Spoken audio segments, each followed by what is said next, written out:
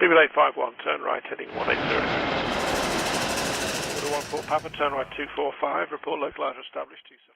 South African Airways, not an airline often featured on the channel, but one that is highly requested. South African Airways are also not financially in the best possible position, and thanks to a number of suggestions from you all, they are becoming the next airline I'm covering in my Situation at series. We have to begin though with a brief outlook as to who South African Airways really are in today's industry. SAA for short is the flag carrier of South Africa and is a member of the Star Alliance. Founded some 85 years ago, they've played an integral role not only in the growth of the aviation industry, but also bringing the world to Africa and taking Africa to the world. Yes, that is also their slogan, and I hope you like how I incorporated that into that part of the video. The airline owns Mango, which is actually a LCC, and has Cape Town International Airport as a focus city within its route network. South African Airways in their main fleet operate all Airbus aircraft, ranging from the A319 to the now out of favour A340-600.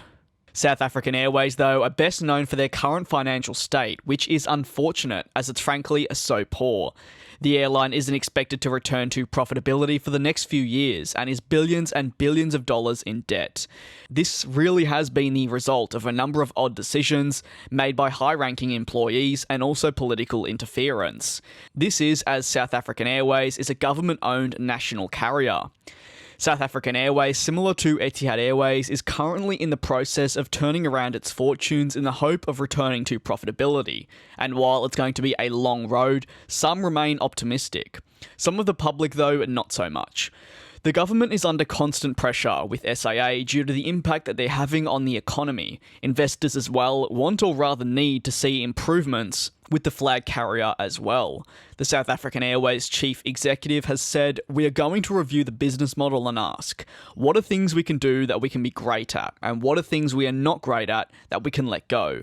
As of March of this year, the airline has set the goal to become profitable again by 2021. However, according to the airline itself, it actually only has enough funds to survive through to June of this year, 2019.